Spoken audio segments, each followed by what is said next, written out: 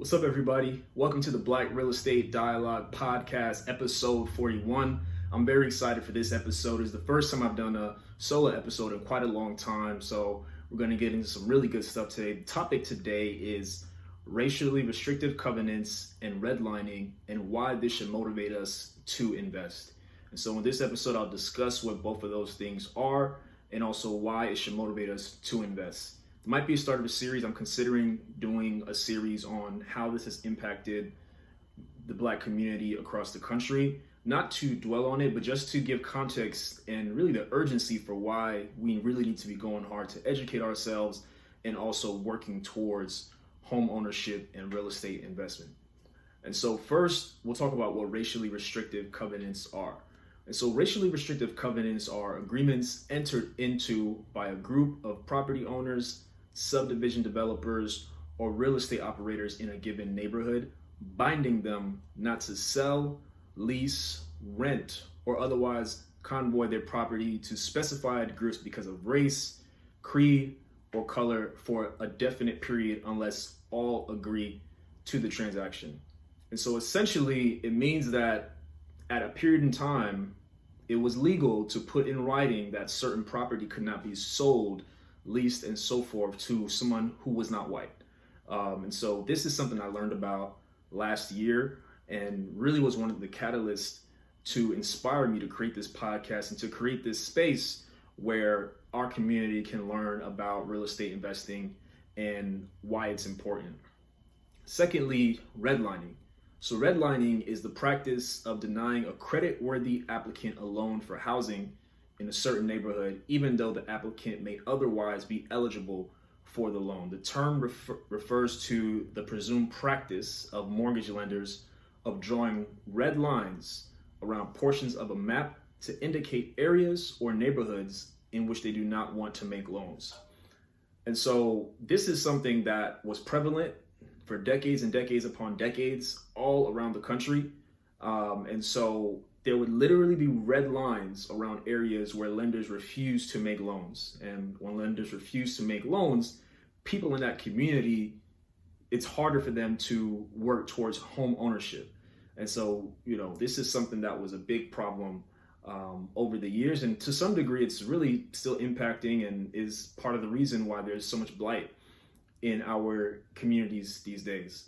And so there are properties today that have racially restrictive covenants in their deeds. They can't be enforced, but the language still exists. In fact, when I purchased my property, when I received the deed, I was a little bit nervous and I was kind of reading through it to see if there was ever a period in time or see if there was a racially restrictive covenant within that lease. And to be honest with you, for me, I think it would have made it that much sweeter just knowing that there was a period in time when I couldn't legally buy the property that I currently have. And for those of you who are familiar with LA, there's an area called Culver City. I went to an event last year talking about the racial history of Culver City. And, it was a forum with people of all colors, all nationalities, and there were multiple people, white people, who had racially restrictive covenants in their deeds. And they were just shocked by the fact that this was ever legal at a certain point. And so it's just very interesting to know that was the norm once upon a time. And so in some cities like Minnesota, these covenants were started in 1910. Real estate developers would purchase old farmland and divide it into 6 city lots, then sell the lots. And when the lots were sold, at that point is when the racially restrictive covenants became part of the property record. And so you can imagine, back in those times when real estate was kind of growing and investing in things of that nature, all the power in buying that land that's passed from generation to generation that we missed out on, unfortunately, because of racially restrictive covenants. So there was a big turning point. Which gets into the next segment. In 1934, the Federal Housing Administration was established as part of what was called the New Deal. This was an attempt to stabilize the housing market, and the hope was to create pathways to home ownership through 30-year fixed mortgages. And so at the time, people were able to purchase a property, get a 30-year fixed mortgage, and in many cases pay less for the mortgage than they were paying for rent at that time. And so under this, banks had a lot less risk, and the risk was placed on the federal government. This was supposed to create a pathway for middle and working class workers to buy homes. However, unfortunately, we were kept out of it at that time. And so the FHA made color-coded maps of cities and neighborhoods, and they divided them into 4 areas. So red was hazardous, and red was where communities of color, Black people, brown people, and so on, where we lived, and those were red. Those were red, meaning that lenders would not lend in those areas. We were not covered under the FHA and all these new developments and things that were taking place. Yellow meant definitely declining, blue meant still desirable, and green meant the best. So you can assume, green, blue, these were all areas where white people resided. And so you can imagine, just take a moment to imagine, you are a white family in 1935, 1936, whenever this was taking place, and you're now able to take advantage of this opportunity to get a mortgage, to work towards home ownership, and this can be passed down generation to generation to generation. And so you can imagine the head start that white people had in this regard, and we were kind of just left behind. We weren't able to take advantage of those opportunities. And what makes it more interesting to me is that there was no evidence that residents of Black communities would not pay their loans back. And there was also not evidence for the assumption that property value would go down because of the presence of Black residents. I've watched multiple documentaries, and it's just incredible how, when a Black family moved into a certain neighborhood, there would be an uproar because people would assume their property value would go down simply for the presence of a Black person or some other ethnic minority. And there was an explanation that came along with the ranking each area received. And so they refused to give any area a green light, which is the best designation in the legend, unless there were restrictive covenants in place. So you can imagine having a particular neighborhood, let's say, for example, this neighborhood or group of blocks, there are no racially restrictive covenants in place, which means that they wouldn't get that designation.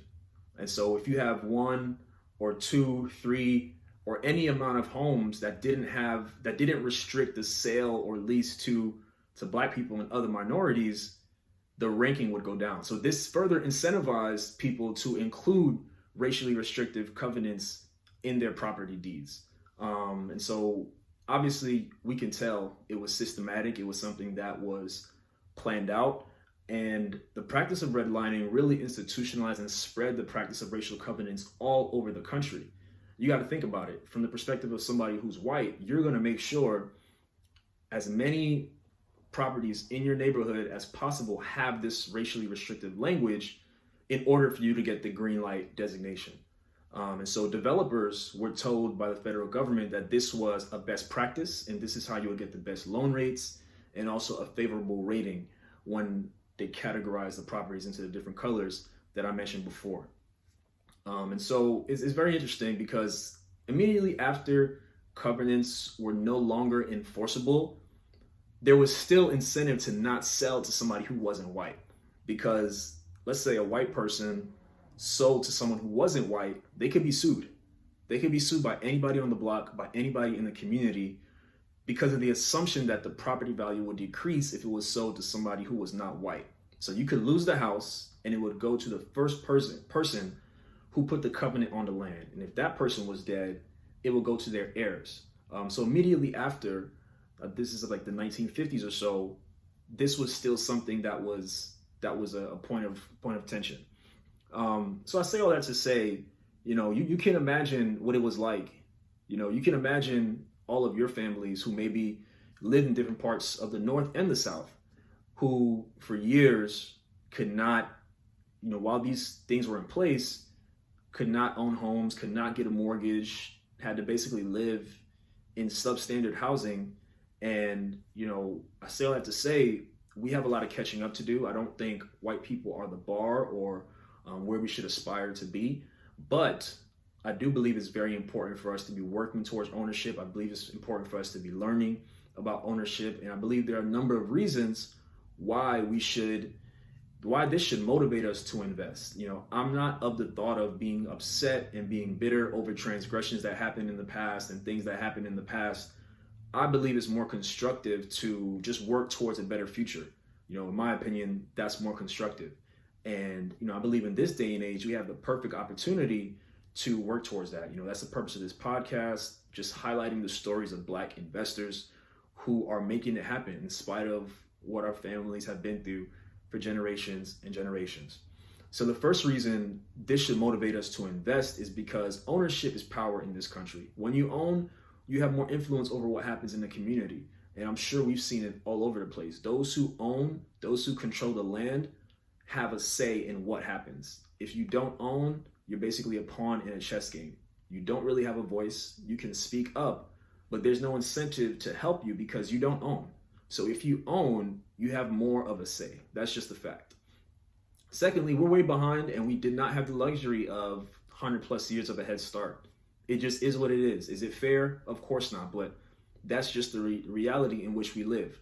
And so again, we have opportunity to change that for the future. We can't change what happened in the past, but this should be a motivator to all of us to get on our grind and do what we have to do to be part of this ownership game.